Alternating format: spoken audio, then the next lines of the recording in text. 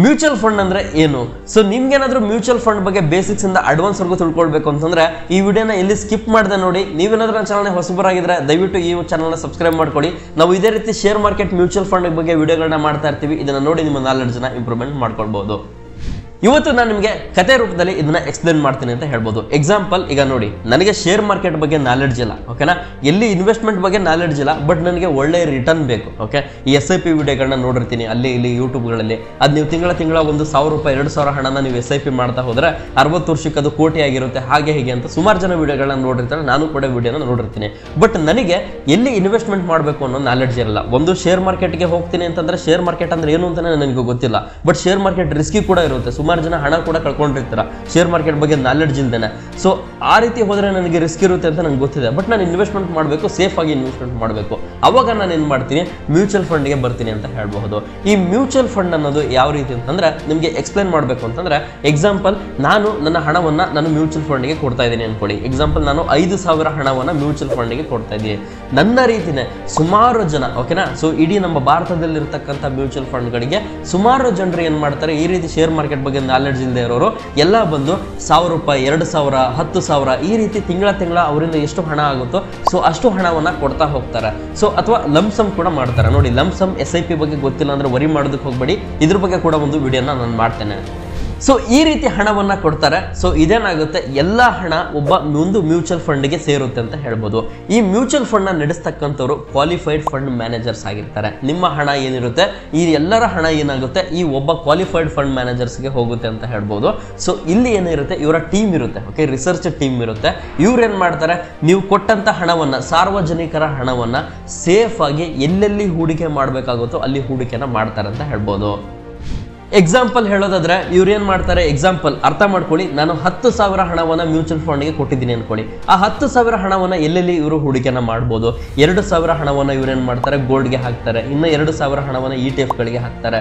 ಇನ್ನ ಒಂದು ₹3,000 ಹಣವನ್ನ ಒಂದು ಬಾಂಡ್ಸ್ ಗಳಿಗೆ ಇನ್ವೆಸ್ಟ್ಮೆಂಟ್ ನ ಮಾಡ್ತಾರೆ. ಬಾಂಡ್ಸ್ ಅಂದ್ರೆ ಸೆಕ್ಯೂರಿಟಿ ಬಾಂಡ್ಸ್ ಅಂತ ಬರುತ್ತೆ, ಅಲ್ಲಿ ಕೂಡ ಇನ್ವೆಸ್ಟ್ಮೆಂಟ್ ಮಾಡ್ತಾರೆ. ಉಳಿದಿರ್ತಕ್ಕಂಥ 3,000 ಹಣವನ್ನ ಸ್ಟಾಕ್ ಗಳ ಮೇಲೆ ನೇರವಾಗಿ ಇನ್ವೆಸ್ಟ್ಮೆಂಟ್ ನ ಮಾಡ್ತಾರೆ ಅಂತ ಹೇಳ್ಬೋದು. ಈ ಷೇರುಗಳನ್ನ ನೋಡಿ, ನೀವು ಮ್ಯೂಚುವಲ್ ಫಂಡ್ಗೆ ದುಡ್ಡು ಕೊಡ್ತಾ ಇದ್ದೀರಾ ಅಂದ್ರೆ ಅವರು ಮತ್ತೆ ಬಂದ್ಬಿಟ್ಟು ಶೇರ್ ಮಾರ್ಕೆಟ್ ನಲ್ಲೇ ದುಡ್ಡನ್ನ ಹಾಕ್ತಾರೆ ಅಂತ ಹೇಳ್ಬೋದು. ಸಿಮಿಲರ್ಲಿ ನೀವೇನು LIC ಇನ್ಶೂರೆನ್ಸ್ ಮಾಡಿಸ್ತಾ ಇದ್ದೀರಾ, ಯಾವುದೇ ಇನ್ಶೂರೆನ್ಸ್ ಮಾಡಿಸಿ, ಸೊ ಎಲ್ಲರೂ ಕೂಡ ಬಂದು ಶೇರ್ ಮಾರ್ಕೆಟ್ ನಲ್ಲಿ ಶೇರ್ಗಳ ಮೇಲೆನೆ ಹಣನ ಹಾಕ್ತಾರೆ. ಅಲ್ಲಿ ನಮಗೆ ಲಾಭ ಮಾಡಿ ಅವರು ಸ್ವಲ್ಪ ಹಣವನ್ನ ಇಟ್ಕೊಂಡು ಬಂದಿರತಕ್ಕಂಥ ಲಾಭದಲ್ಲಿ ನಮಗೂ ಸ್ವಲ್ಪ ಹಣವನ್ನ ಕೊಡ್ತಾರೆ ಅಂತ ಹೇಳ್ಬೋದು. ಇದೇ ರೀತಿನೇ ನಡೆಯುತ್ತೆ ಅಂತ ಹೇಳ್ಬೋದು. ಈ ಮ್ಯೂಚುವಲ್ ಫಂಡ್ ಆಗಿರ್ಬೋದು, LIC ಆಗಿರ್ಬೋದು, ಇವ್ರನ್ನೆಲ್ಲ ನಾವೇನಂತ ಕರಿತೀವಿ ಅಂದ್ರೆ DIIS ಅಂತ ಕರಿತೀವಿ, ಓಕೆನಾ, ಡೊಮೆಸ್ಟಿಕ್ ಇನ್ಸ್ಟಿಟ್ಯೂಷನಲ್ ಇನ್ವೆಸ್ಟರ್ಸ್ ಅಂತ ಕರಿತೀವಿ. ನಿಮ್ಗೆ ಶೇರ್ ಮಾರ್ಕೆಟ್ ಬಗ್ಗೆ ನಾಲೆಡ್ಜ್ ಇಲ್ದಿರ ಇದು ಗೊತ್ತಾಗುತ್ತೆ. ಸೊ ಗೊತ್ತಿಲ್ಲ ಅಂದ್ರೂ ಕೂಡ ವರಿ ಮಾಡಬೇಡಿ. ಮುಂದಿನ ವಿಡಿಯೋಗಳಲ್ಲಿ ನಾನು ಇನ್ನ ಬೇಸಿಕ್ಸ್ ಇಂದ ಶೇರ್ ಮಾರ್ಕೆಟ್ ಬಗ್ಗೆ ಪ್ರತಿಯೊಂದನ್ನು ಎಕ್ಸ್ಪ್ಲೇನ್ ಮಾಡ್ತಾ ಬರ್ತೀನಿ ಅಂತ ಹೇಳ್ಬೋದು. ಸೊ ಈಗ ಉಳಿದಿರ್ತಕ್ಕಂತಹ 3,000 ಹಣವನ್ನ ಸ್ಟಾಕ್ಗಳಲ್ಲಿ ಯಾವ ರೀತಿ ಇನ್ವೆಸ್ಟ್ಮೆಂಟ್ ಮಾಡ್ತಾರೆ ನಿಮ್ಗೆ ಗೊತ್ತಾ? ಸೊ ಇವ್ರು ಏನ್ ಮಾಡ್ತಾರೆ ಅಂತಂದ್ರೆ, ಈಗ ಎಕ್ಸಾಂಪಲ್ ಇವರು ನೋಡಿ, ಶೇರ್ ಮಾರ್ಕೆಟ್ ನಲ್ಲಿ ಷೇರುಗಳಲ್ಲಿ ಸಾಕಷ್ಟು ವಿಧಗಳಿದೆ. ಸೊ ಓಕೆನಾ, ಸೊ ಇದನ್ನ ನಾವು ಏನಂತ ಕರಿತೀವಿ ಅಂತಂದ್ರೆ ಕಂಪನಿಗಳನ್ನ, ಓಕೆನಾ, ಆ ಒಂದು ಕಂಪನಿಯ ಮಾರ್ಕೆಟ್ ಕ್ಯಾಪರಿಗೆ ತಕ್ಕ ಹಾಗೆ ನಾವು ಕಂಪನಿಗಳನ್ನ ಡಿವೈಡ್ ಮಾಡಿದೀವಿ ಅಂತ ಹೇಳ್ಬೋದು. ಈಗ ಎಕ್ಸಾಂಪಲ್ ಹೇಳ್ಬೇಕು ಅಂತಂದ್ರೆ, ಶೇರ್ ಮಾರ್ಕೆಟ್ ನಲ್ಲಿ ಪೆನಿ ಸ್ಟಾಕ್ಸ್ ಅಂತ ಬರುತ್ತೆ, ಪೆನಿ ಷೇರುಗಳು ಅಂತ ಕರಿತೀವಿ. ಮೀಡಿಯಂ ಕ್ಯಾಪ್ ಸ್ಟಾಕ್ಸ್ ಅಂತ ಬರುತ್ತೆ, ಮತ್ತೆ ಲಾರ್ಜ್ ಕ್ಯಾಪ್ ಅಂತ ಬರುತ್ತೆ, ಆಮೇಲೆ ಸ್ಮಾಲ್ ಕ್ಯಾಪ್ ಕೂಡ ಬರುತ್ತೆ. ಈ ರೀತಿ ಸುಮಾರಷ್ಟು ಇದೆ ಅಂತ ಹೇಳ್ಬೋದು. ಜಸ್ಟ್ ನಿಮಗೆ ಎಕ್ಸ್ಪ್ಲೇನ್ ಮಾಡ್ತಾ ಇದ್ದೀನಿ, ಅರ್ಥ ಮಾಡ್ಕೊಳ್ಳಿ. ಇದ್ರ ಬಗ್ಗೆ ಫ್ಯೂಚರ್ ನಲ್ಲಿ ಇನ್ ಡೆಪ್ತ್ ವಿಡಿಯೋ ಬೇಕು ಅಂತಂದ್ರೆ ನಾನು ವಿಡಿಯೋನ ಮಾಡ್ತೇನೆ. ಸೊ ಇವ್ರು ಏನ್ ಮಾಡ್ತಾರೆ ಅಂತಂದ್ರೆ, ಈಗ ಎಕ್ಸಾಂಪಲ್ ಸ್ಮಾಲ್ ಕ್ಯಾಪ್ ಕಂಪನಿಯಲ್ಲಿ ₹500 ಹಾಕ್ತಾರೆ. ಇಲ್ಲಿ ಸ್ವಲ್ಪ ರಿಸ್ಕ್ ಇರುತ್ತೆ. ಇನ್ನು ಸ್ವಲ್ಪ ರಿಸ್ಕ್ ಕಮ್ಮಿ ಇರತಕ್ಕಂಥ ಕಂಪನಿ ಅಂತಂದ್ರೆ ಮೀಡಿಯಂ ಕ್ಯಾಪ್, ಅಲ್ಲೇನ್ ಮಾಡ್ತಾರೆ, ಅಲ್ಲಿ ಒಂದು ₹1,000 ಹಣ ಇನ್ವೆಸ್ಟ್ ಮಾಡ್ತಾರೆ. ಇನ್ನು ಉಳಿದಿರ್ತಕ್ಕಂಥ 1,500 ಹಣವನ್ನ ಇಲ್ಲಿ ಇನ್ವೆಸ್ಟ್ಮೆಂಟ್ ಮಾಡ್ತಾರೆ ಅಂದ್ರೆ ಲಾರ್ಜ್ ಕ್ಯಾಪ್ ಕಂಪನಿಗಳಿಗೆ ಇನ್ವೆಸ್ಟ್ಮೆಂಟ್ ಮಾಡ್ತಾರೆ. ಅಂದ್ರೆ ಈಗ ದೊಡ್ಡ ಕಂಪನಿಗಳು, ಒಂದು ಎಕ್ಸಾಂಪಲ್ ಕೊಡ್ತಾ ಇದ್ದೀನಿ ಅಷ್ಟೇ, ಏಷ್ಯನ್ ಪೇಂಟ್ಸ್ ಆಗಿರ್ಬೋದು, ಸುಮಾರಷ್ಟು ಇಂಥ ಕಂಪನಿಗಳಿಗೆ ಇನ್ವೆಸ್ಟ್ಮೆಂಟ್ ನ ಮಾಡ್ತಾರೆ ಅಂತ ಹೇಳ್ಬೋದು. ನಿಮ್ಗೆ ಒಂದು ರಿಯಾಲಿಟಿ ಕೇಳಿದ್ರೆ ಶಾಕ್ ಆಗ್ತೀರಾ. ಸೊ ಈಗ ನಾನು ನಿಮ್ಗೆ ತೋರಿಸ್ತೀನಿ, ಶೇರ್ ಮಾರ್ಕೆಟ್ ನಲ್ಲಿ ಷೇರುಗಳ ಮೇಲೆ ಈ DIIS ಎಲ್ಲೆಲ್ಲಿ ಹೂಡಿಕೆ ಮಾಡ್ತಿದ್ದಾರೆ ಅಂತ ನಮ್ಗೆ ಯಾವ ರೀತಿ ಗೊತ್ತಾಗಬೇಕು ಅನ್ನೋದನ್ನ ಈಗ ನಿಮ್ ಜೊತೆ ನಾನು ಲೈವ್ ಆಗಿ ತೋರಿಸ್ತಾ ಇದ್ದೀನಿ. ಈ ವಿಡಿಯೋನ ನೋಡ್ತಾ ಇರಿ.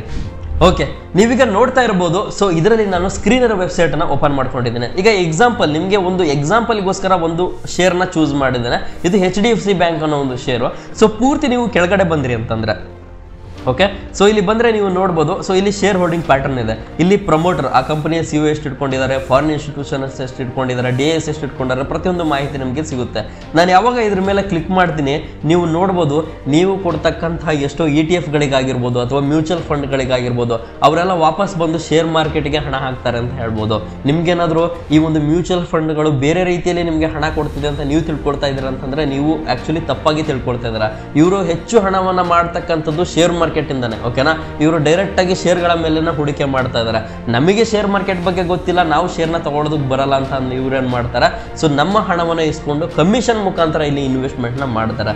ಸೊ ನಾನು ನಿಮಗೆಲ್ಲ ಏನು ಪ್ರಿಫರ್ ಮಾಡ್ತೀನಿ ಅಂತಂದ್ರೆ ಇದು ನಿಮಗೆ ಬಿಟ್ಟಿದ್ದು, ನನ್ನ ಒಂದು ಮಾಹಿತಿನ ನಿಮ್ ಜೊತೆ ಶೇರ್ ಮಾಡ್ಕೊಳ್ತೀನಿ. ಶೇರ್ ಮಾರ್ಕೆಟ್ ಅನ್ನೋದು ದೊಡ್ಡ ಒಂದು ಸಾಧನೆ ಅಲ್ಲ, ಇದು ಕಲಿಯೋದಾಗಿರ್ಬೋದು ತುಂಬಾ ಕಷ್ಟ ಅಂತ ಏನಿಲ್ಲ.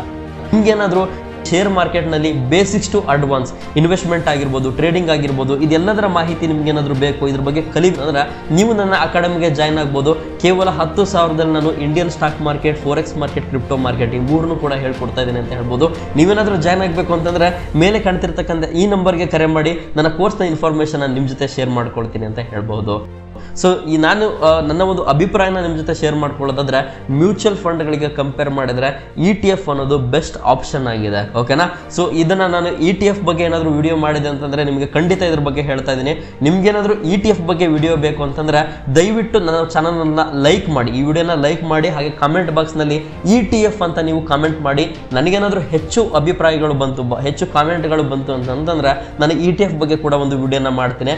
ಏನು ನಿಮಗೆ ಡಿಫ್ರೆನ್ಸ್ ಬಿಟ್ವೀನ್ ETF ಮತ್ತೆ ಮ್ಯೂಚುವಲ್ ಫಂಡ್ ಅಂದ್ರೆ ಏನು ಅನ್ನೋದ್ರ ಬಗ್ಗೆ ಕೂಡ ನಿಮಗೆ ಹೇಳ್ತೇನೆ. ಹಾಗೇನೆ ನೋಡಿ, ನನ್ನ ಒಂದು ಮಾಹಿತಿ ನಿಮಗೆ ಹೇಳಬೇಕು ಅಂತಂದ್ರೆ ಮ್ಯೂಚುವಲ್ ಫಂಡ್ಗಿಂತ ETF ಅನ್ನೋದು ಬೆಸ್ಟ್ ಆಪ್ಷನ್, ಮತ್ತೆ ಚಾರ್ಜಸ್ ವೈಸ್ ಕೂಡ. ಓಕೆನಾ, ಸೊ ನೀವು ಮ್ಯೂಚುವಲ್ ಫಂಡ್ ನಲ್ಲಿ ETF ಮೇಲೆ ನೀವು ಡೈರೆಕ್ಟ್ ಆಗಿ ಹೂಡಿಕೆ ಮಾಡ್ತಿದ್ದೀರ ಅಂತಂದ್ರೆ ನಿಮ್ಗೆ ಇಲ್ಲಿ ಬಹಳ ಕಮ್ಮಿ ಚಾರ್ಜಸ್ ಇರುತ್ತೆ. ಬಟ್ ಮ್ಯೂಚುವಲ್ ಫಂಡ್ ನಲ್ಲಿ ಅತಿ ಹೆಚ್ಚು ಚಾರ್ಜಸ್ ಕೂಡ ಇರುತ್ತೆ ಅಂತ ಹೇಳ್ಬೋದು. ETF ಅನ್ನೋದು ತುಂಬಾ ಚೆನ್ನಾಗಿ ವರ್ಕ್ ಆಗುತ್ತೆ. ಇಲ್ಲಿ ನಿಮಗೆ ಒಳ್ಳೆ ಹಣ ಮಾಡ್ತಕ್ಕಂಥ ಒಂದಿಷ್ಟು ಸಾಧ್ಯತೆ ಕೂಡ ಇರುತ್ತೆ. ಇದು ಯಾವುದೇ ರೀತಿಯ ಬೈ ಅಂಡ್ ಸೆಲ್ ರೆಕಮೆಂಡೇಶನ್ ಆಗಿರೋದಿಲ್ಲ, ಇದು ಬಗ್ಗೆ ಎಜುಕೇಶನ್ ಪರ್ಪಸ್ಗೆ ಆಗಿರುತ್ತೆ. ಜಸ್ಟ್ ಅರ್ಥ ಮಾಡ್ಕೊಳ್ಳಿ ನಾನು ಏನು ಹೇಳ್ತಾ ಇದ್ದೀನಿ ಅಂತೇಳಿ. ETF ಬಗ್ಗೆ ನಿಮ್ಗೆ ಏನಾದರೂ ಬೇಕು ಅಂತಂದ್ರೆ, ಒಂದು ವಿಡಿಯೋ ನಿಮಗೆ ಬೇಕು ಅಂತಂದ್ರೆ ಈ ವಿಡಿಯೋನ ಲೈಕ್ ಮಾಡಿ, ಕಾಮೆಂಟ್ ಬಾಕ್ಸ್ನಲ್ಲಿ ETF ಅಂತ ಟೈಪ್ ಮಾಡಿ. ಮುಂದಿನ ವಿಡಿಯೋ ನಾನು ETF ಬಗ್ಗೆ ಮಾಡ್ತೇನೆ. ಸೊ ಇದೇ ರೀತಿ ಶೇರ್ ಮಾರ್ಕೆಟ್ ಬಗ್ಗೆ, ಕ್ರಿಪ್ಟೋ ಮಾರ್ಕೆಟ್ ಬಗ್ಗೆ, ಮತ್ತೆ ಟ್ರೇಡಿಂಗ್, ಇನ್ವೆಸ್ಟಿಂಗ್ ಪ್ರತಿಯೊಂದ್ರ ಬಗ್ಗೆನೂ ನಾಲೆಡ್ಜ್ ಬೇಕು ಅಂತಂದ್ರೆ ನೋಡಿ, ಶೇರ್ ಮಾರ್ಕೆಟ್ ಬಗ್ಗೆ ನಮ್ಗೆ ಅಷ್ಟು ಗೊತ್ತಿಲ್ಲ ಅಂತಂದ್ರೆ ವರಿ ಮಾಡತಕ್ಕಂಥ ಅವಶ್ಯಕತೆ ಇಲ್ಲ. ನೀವೇನಾದ್ರೂ ಶೇರ್ ಮಾರ್ಕೆಟ್ ಬಗ್ಗೆ ಕಲಿಬೇಕು ಅಂತಂದ್ರೆ ಜಸ್ಟ್ ಕೆಳಗಡೆ ಕಾಣ್ತಿರ್ತಕ್ಕಂಥ ಸಬ್ಸ್ಕ್ರೈಬ್ ಬಟನ್ ಮೇಲೆ ಕ್ಲಿಕ್ ಮಾಡಿ ನಮ್ಮ ಚಾನಲ್ಗೆ ಸಬ್ಸ್ಕ್ರೈಬ್ ಆಗಿ. ಹಾಗೆ ಈ ವಿಡಿಯೋ ಇಷ್ಟ ಆಗಿದ್ರೆ ವಿಡಿಯೋನ ಲೈಕ್ ಮಾಡಿ ಅಂತ ಹೇಳ್ತಾ ಈ ಒಂದು ವಿಡಿಯೋನ ಮುಕ್ತಾಯಗೊಳಿಸ್ತಾ ಇದ್ದೇನೆ. ಧನ್ಯವಾದ.